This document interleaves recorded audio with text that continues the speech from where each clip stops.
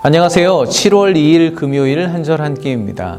오늘은 출애굽기 33장 12절부터 23절 본문으로 은혜를 나누고자 합니다. 이스라엘은 이제 그들의 몸에서 모든 장신구를 떼어내며 겸비하게 회개함으로 하나님께로 돌이킵니다.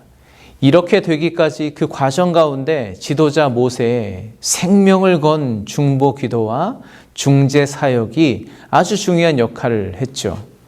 오늘도 그의 사역은 계속됩니다. 오늘은 모세를 통해서 하나님께서 주시는 은혜를 함께 찾아보고 또 적용해 보고자 합니다.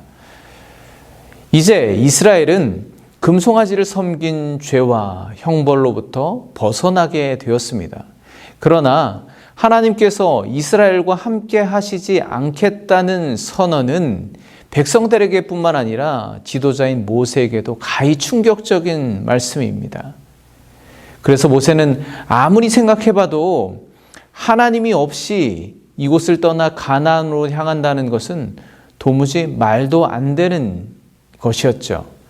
그래서 이제 그는 회막에 임하신 하나님의 임재 앞으로 나아가 이렇게 간절히 기도합니다. 13절입니다. 내가 참으로 주의 목전에 은총을 입었사오면 원하건대 주의 길을 내게 보이사 내게 주를 알리시고 나로 주의 목전에 은총을 입게 하시며 이 족속을 주의 백성으로 여기소서. 간단히 말하면 내가 하나님의 은총을 입은 자라면 주의 길을 내게 보여주시고 이 족속 이스라엘도 은총을 내려주셔서 당신의 백성으로 다시 받아달라는 간절한 기도입니다. 그러면 모세가 입은 하나님의 은총은 무엇일까요? 여러 가지가 있겠지만 저는 딱 생각나는 사건, 장면이 있습니다. 모세가 지금은 시내산이라고 부르는 이 호렙산에서 하나님을 처음 만났을 때 일이죠. 하나님은 불타는 떨기 가운데 모세를 부르셔서 이스라엘을 애굽에서 인도해 내라는 소명을 주십니다. 그때 모세가 하나님께 이렇게 질문하죠. 하나님, 저는 애굽에서 살인 수배자가 되었고 동족들에게서도 버림받아 이곳 미디안 광야로 도망와서 양이나 먹이고 있는 늙은 양치기에 불과합니다. 그런데 제가 누구간데 큰 왕 바로에게서 이스라엘을 인도해낼 수 있겠습니까? 그러자 하나님께서 모세에게 이렇게 대답하십니다. 출애굽기 3장 12절 말씀 잠깐 보겠습니다. 하나님이 이르시되 내가 반드시 너와 함께 있으리라. 내가 그 백성을 애굽에서 인도하여 낸 후에 너희가 이 산에서 하나님을 섬기리니 이것이 내가 너를 보낸 증거니라. 그렇습니다. 모세가 말하는 하나님의 은총은 바로 이런 것입니다.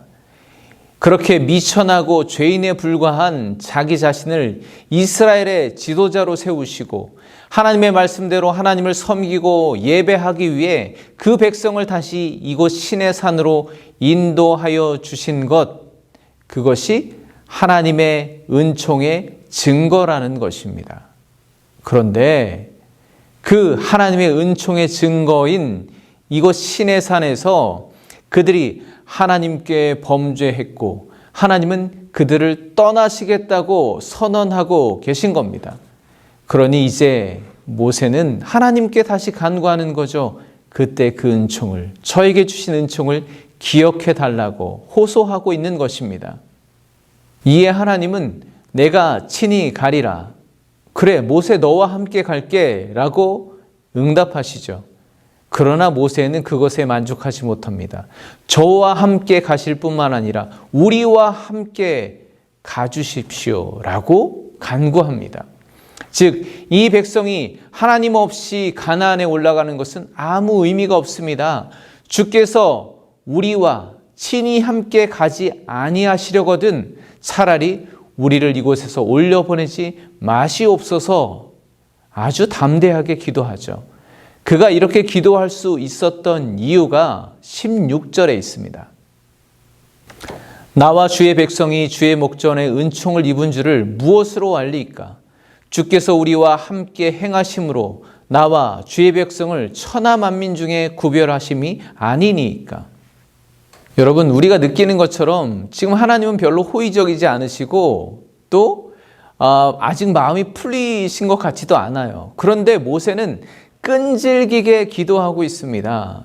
하나님께서 나와 함께 하시는 것처럼 주의 백성과도 함께 해달라고, 그 은총을 허락해달라고 기도하고 있는 겁니다. 그의 기도는 단순히 이 광야를 빨리 벗어나 가나안 땅에 들어가는 것이 목적이 아닙니다. 이스라엘이 하나님과 함께 가나안 땅에 들어가야 다른 모든 민족들과 구별된 하나님의 백성임을 증거할 수 있지 않겠느냐, 나타낼 수 있지 않겠느냐라는 것이죠.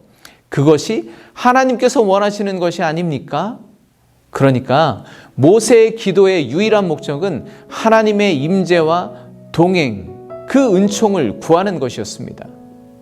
네, 이 모세의 기도는 하나님의 마음에 합한 기도였고 결국 하나님은 당신의 뜻을 돌이키고 모세의 간구를 들으십니다.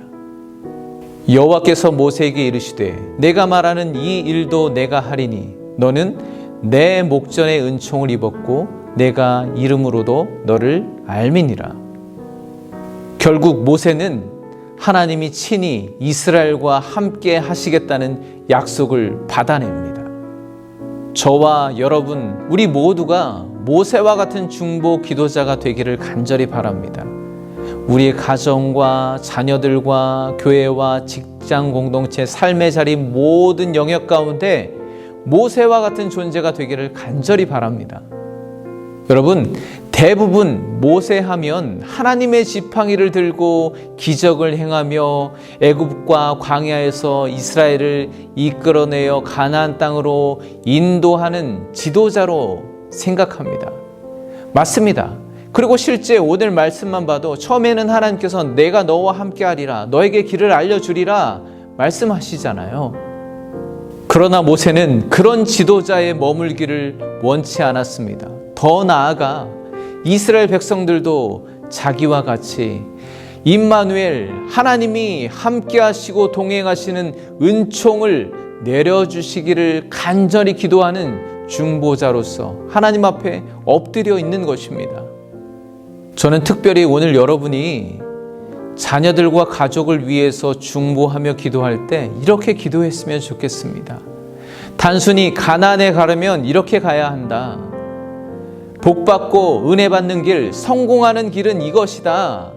길 안내자가 아니라 나처럼 그들도 하나님이 함께 하시는, 동행하시는 인생이 되기를 간절히 바라며 중보했으면 좋겠습니다.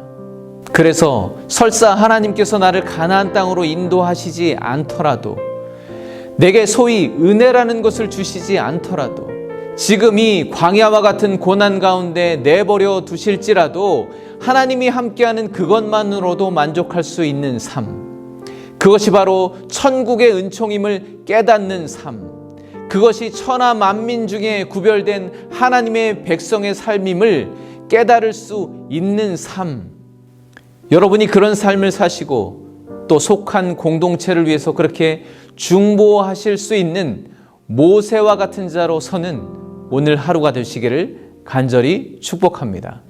오늘은 여기까지입니다. 오늘 하루도 평안하십시오. 감사합니다.